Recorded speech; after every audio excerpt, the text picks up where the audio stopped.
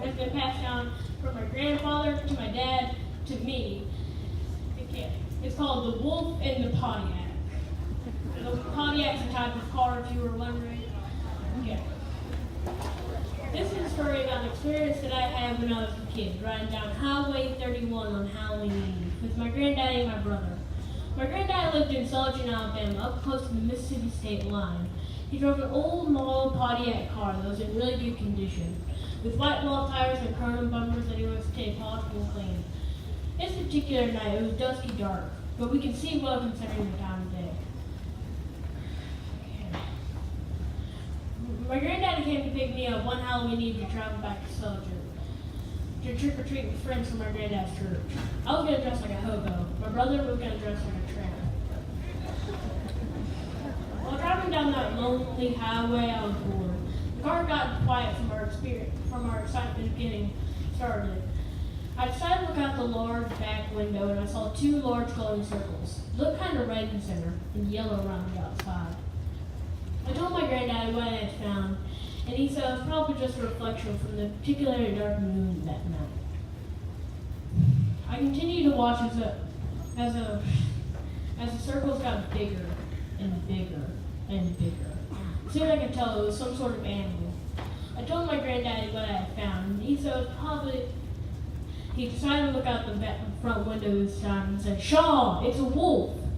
My granddaddy would use the word "shaw" sometimes when he was nervous or wanted to emphasize something. My brother and I never really understood why he would use the word "shaw," but it was just him. Nonetheless, I could tell he was nervous too, which made me even nervous and scared. He said, "Boys, don't you worry. I'll speed up and outrun the wolf." He sped up, but the car wouldn't go any faster. He said we must have gotten some bad gas. Again, he said, "Boys, don't you worry. I have a pistol in the glove box." He pulled out a .357 Magnum revolver.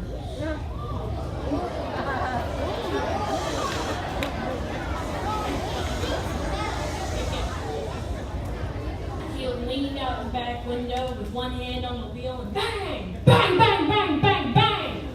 He only had 2 more bullets left, and my brother said, "Granddaddy, you're driving. Let me shoot the wolf."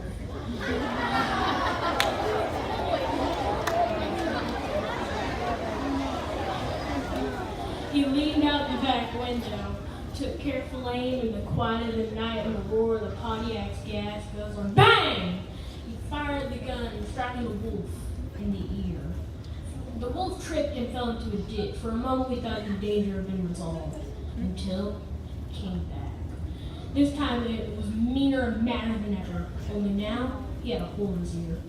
With 1 bullet left, I said, "Give me the gun, I'll shoot the wolf." Everybody said, "You're too small, we only have 1 bullet left. Besides, you're too small to shoot a gun." With great confidence, I said, "Give me the gun, I'll show you both." My granddaddy said, "Give him the gun." We both tried, let him try. I took the heavy gun, rolled down the back window, in the quiet of the night, and I took aim. Bang! I fired the gun, striking him square between the eyes. The wolf's head was so hard, the bullet ricocheted off its head. The wolf tripped and fell into the woods, never to be seen by us again. However, there were still tales of a dog-like animal on a stretch of road between Decatur and Athens. Some even say there's a hole in us right here, and a bald spot square between the eyes. My granddaddy said I was a hero that night, but my brother said I was just lucky. The end.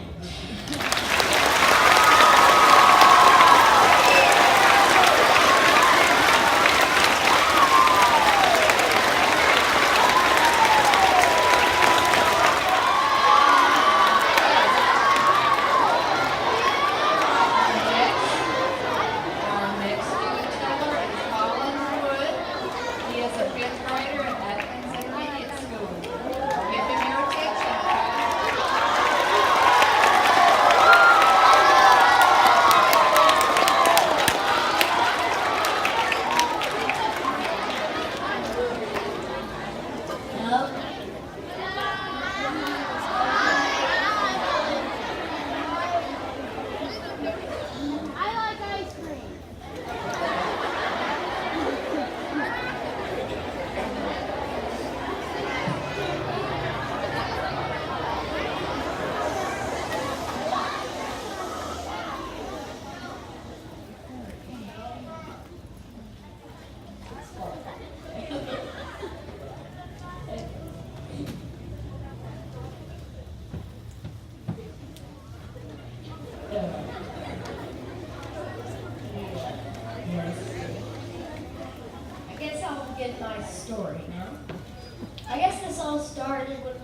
partner were secret agents.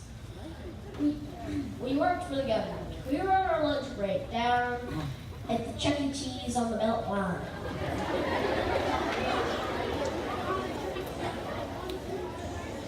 I was rocking the skee-ball machine, and my partner Buffalo Bill was destroying the high score on the Western Shootout game. Suddenly, a man in a black suit walks in. He says in a growly voice, "Meet in the briefing room in 10 minutes." You might think this was a bit strange, but we were used to it. We worked for the government.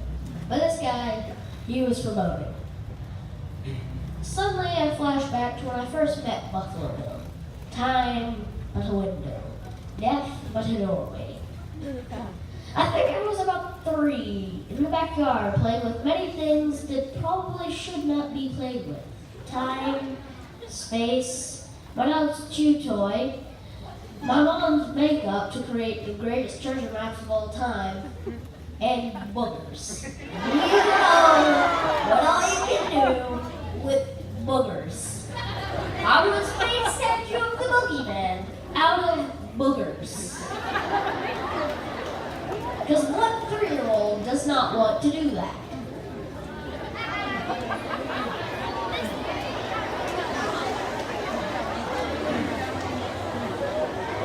Suddenly, I see a flash, and an 87-year-old man on a trike rides towards me. In greeting, I stick out an open hand with a few goldfish on it. He accepts. To return the favor, he produces from his left-hand pocket a gumdrop. I like this guy already. The conversation began. I asked where he came from. He said the wild, wild, wild, wild west.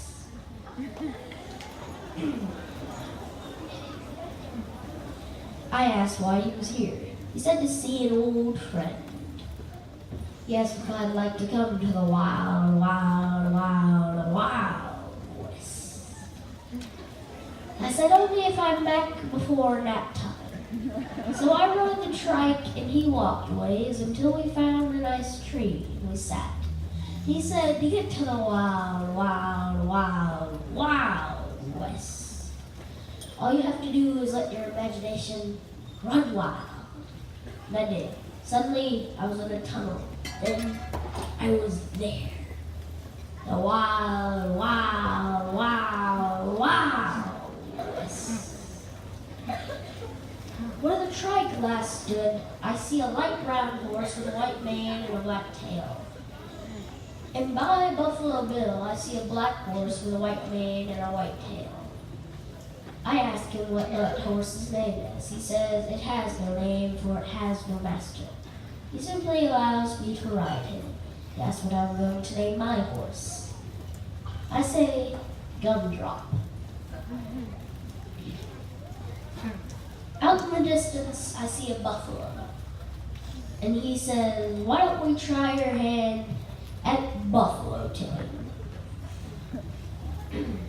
So we rode out towards the buffalo, and I soon found out that buffalo tipping involved 3 knockout knee-slapping jokes, and the buffalo on his back laughing hysterically. Each buffalo responds to a different kind of joke.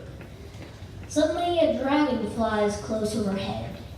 A knight is following it. Buffalo Bill and the knight launch into deep conversation. And I realize nap time is upon us.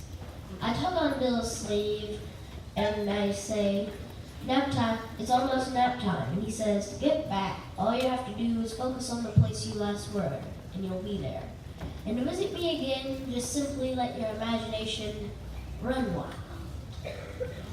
So I focused back under the tree, and then there I was. The trike stood where the horse last stood. So I rode back to my house. When I walked in, my dad said, what you thinking, big guy? And I said, did you see the 87-year-old man on a trike? He said, no, in fact, you've been asleep for the last 15 minutes. I think this is strange because it feels like I was definitely awake and in the wild, wild, wild, wild west for many hours. But I keep this to myself. Suddenly I flash back to the present. Within minutes, straight back to headquarters. Me and Buffalo Bill hop on our turbo scooters and ride to the Pentagon. The end.